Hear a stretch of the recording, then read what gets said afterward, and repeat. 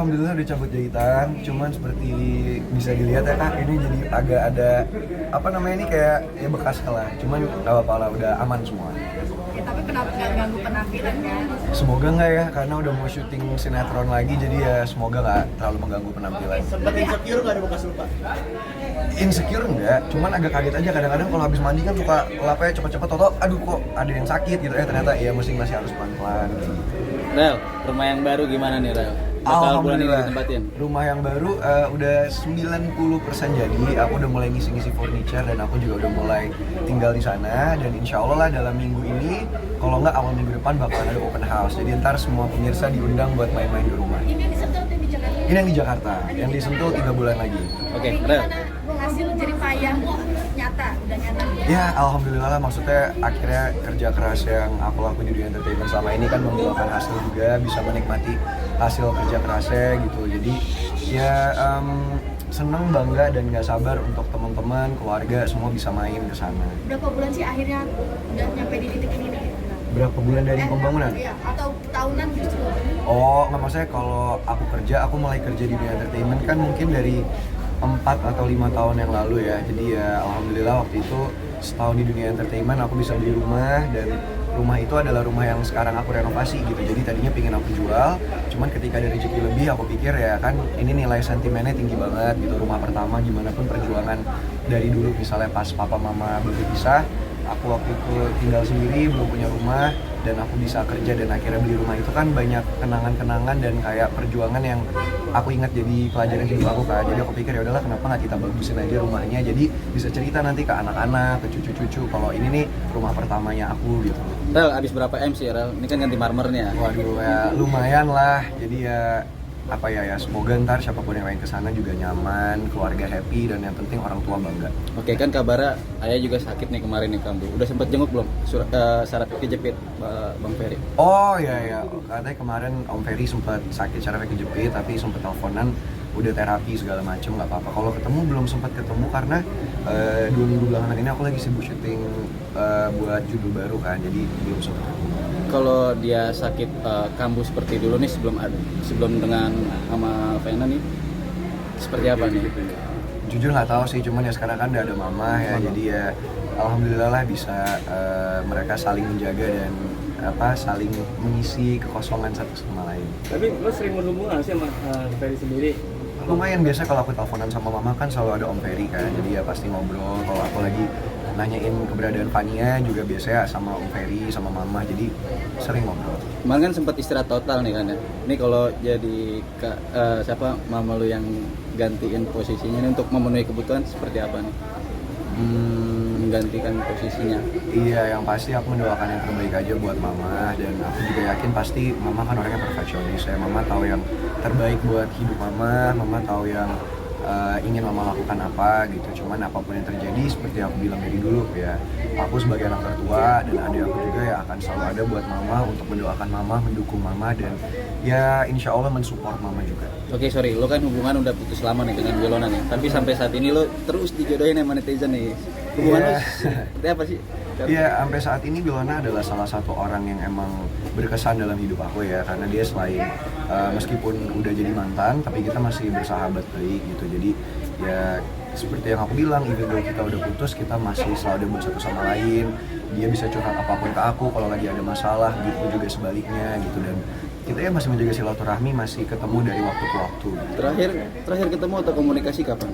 Belum lama sih terakhir ketemu, belum lama ini, mungkin bulan lalu lah, atau sebelum kita sama-sama sibuk syuting sempat ketemu, ngobrol-ngobrol gitu, ngomongin soal masa depan, soal kerjaan dan lain-lain.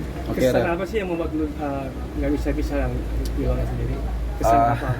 Iya, yang pasti dari banyak hal ya, dia orang yang baik ya, yang mandiri juga dan pekerja keras gitu. Jadi yang aku rasa sih kalau sama Wilona tuh siapapun yang ada di dekat dia, itu Wilona bisa membawa dampak yang positif.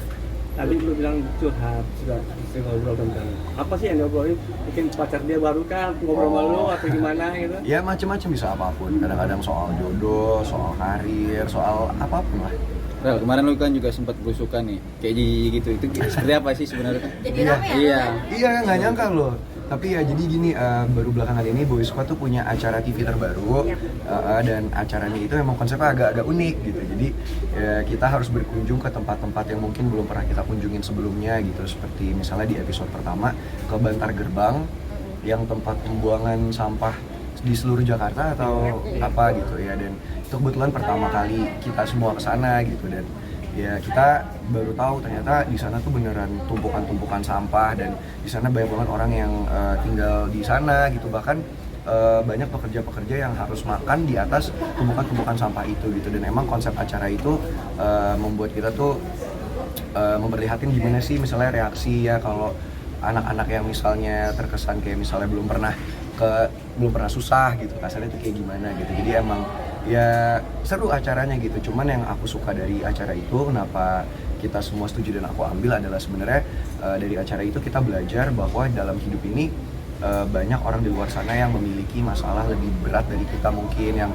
kurang seberuntung kita gitu. Dan banyak orang yang mungkin harus melakukan hal-hal yang kadang-kadang kita nggak pernah kebayang, dan mereka harus melakukan itu setiap hari demi bertahan hidup dan demi keluarganya. Dan di situ kita bisa merasa bersyukur, dan ketika kita punya rezeki lebih ya kita harus membantu sesama manusia. Mau tidak mau scene itu pada akhirnya viral di mana-mana.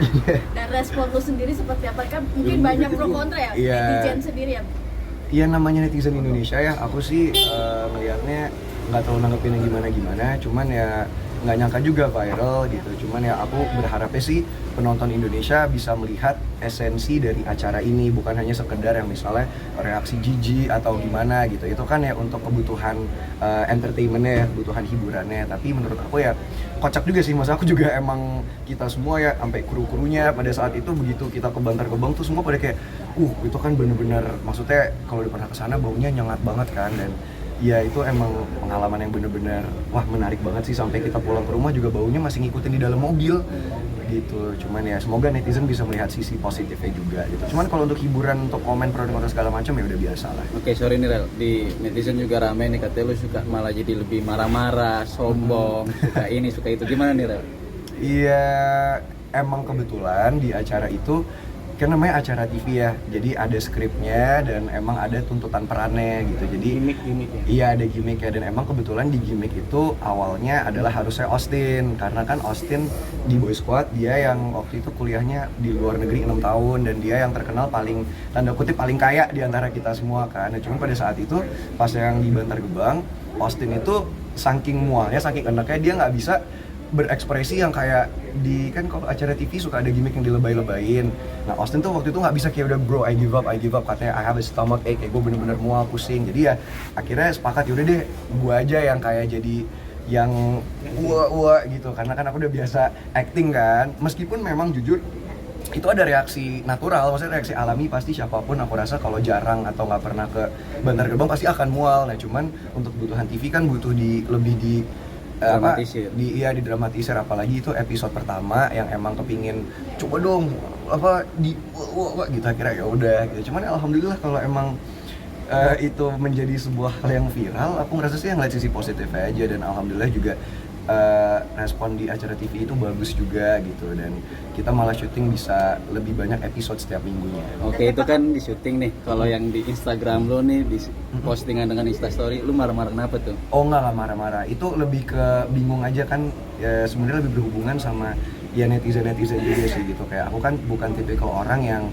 suka misalnya ngebalesin komen atau ngebacain komen, dan aku juga biasanya santai karena aku ngerasa kalau emang itu nggak benar kenapa diambil pusing gitu. Cuman makin kesini kok kayaknya gosip-gosip yang beredar makin aneh-aneh gitu, dan aku bingung aja, maksudnya emang yang kalau kayak gini yang kocak itu siapa sih yang bikin gosipnya, apa orang-orang yang percaya sama gosipnya kayak lucu aja gitu. Jadi lagi kepingin sharing aja. Berarti bukan terpancing ya? Iya, mungkin mau nggak mau pasti ada reaksi kan. Cuman aku bukan tipikal yang mungkin ngebalesin komen atau kayak ngelaporin, atau yang kayak mungkin kan banyak teman-teman artis yang lain yang kayak sampai ke kasus hukum atau apa. Aku sih ya santai karena aku ngerasa selama itu nggak bener, ya aku santai aja. Cuman kepingin apa ya, kayak ngasih tahu juga bahwa sebenarnya ya it's not okay untuk ngegibah apa ngegosipin orang atau kayak nyinyirin orang. Sebenarnya aku nggak pro akan hal itu gitu. Cuman ya kalau emang mereka masih ingin melakukan di luar sana ya terserah mereka. Tapi ya itu bukan hal yang baik untuk dilakukan. Walaupun santai tapi tetap risih dong Risih pasti risih, karena gimana pun juga kan pasti semua manusia kalau apalagi di entertainment ya yang misalnya ada gosip macam-macam, berita macam-macam, kalau nggak risih kayak bohong deh. Kita kan punya perasaan, punya emosi ya, tapi ya hanya sekedarnya udah sesaat gitu aja, nggak akan kayak gimana-gimana juga. Toh juga di Indonesia kan berita apa ntar nutup, ntar kadang-kadang bisa dibenci, kadang-kadang bisa disayang banget. Jadi ya hal yang wajar lah, karena mama juga selalu bilang kalau kita siap untuk dicintai, siap untuk dihujat dan dibenci juga. Berarti bukan tertuju untuk satu orang atau ke... Enggak, itu lebih kayak ke general ini aja sih, kayak apa, general realization, kayak lagi pingin sharing di sosmed aja. Kayak biasa orang nge-tweet di Twitter kan ngetik apa ya sama kayak gitu. Tapi artinya tipikal lo menghadapi netizen ini seperti apa sih? Kan katakan mungkin banyak pengalaman selebritis perihal menghadapi netizen yang mungkin cuitannya cukup mengganggu dan cukup parah-parah. Lalu sendiri seperti apa? Iya, kalau aku sih selama itu belum mengganggu pekerjaan aku atau mengganggu kehidupan aku di kehidupan nyata ya, aku sih masih fine-fine aja gitu. Cuman kalau misalnya itu udah mengganggu kehidupan aku sehari-hari, misalnya kayak ke keluarga aku atau ke orang tua aku, dan sampai misalnya orang-orang terdekat aku udah menanyakan, ini kenapa gini ya, mungkin ada saatnya juga kan harus mengklarifikasi apa harus pick up. Cuman kalau pada dasarnya aku dari dulu kan ya udah biasa aja, karena toh nggak bener juga, ntar lama-lama juga hilang sendiri. Ntar kalau itu nggak bener dan misalnya nggak bisa dibuktikan kan juga bakalan lewat. Jadi kayak udah santai-santai. Mau tidak mau persahabatan lu jadi ikut kecoreng ya? Ini kan lu kan cowok-cowok semua nih sahabatan nih. Malah kocak sebenarnya gitu. Iya, malah kocak kalau emang ada berita-berita yang seperti itu, yang simpang siur seperti itu, ya gimana ya, pasti akan menjadi bahan omongan kan di pertemanan kita. Cuman pada dasarnya kalau kita emang sahabatan, kita emang tahu benernya gimana dan itu emang nggak benar, ya kita malah santai, kayak ya udah, orang nggak ada yang harus diumpet-umpetin, nggak ada yang harus di gimana-gimanain, ya udah kayak biasa aja.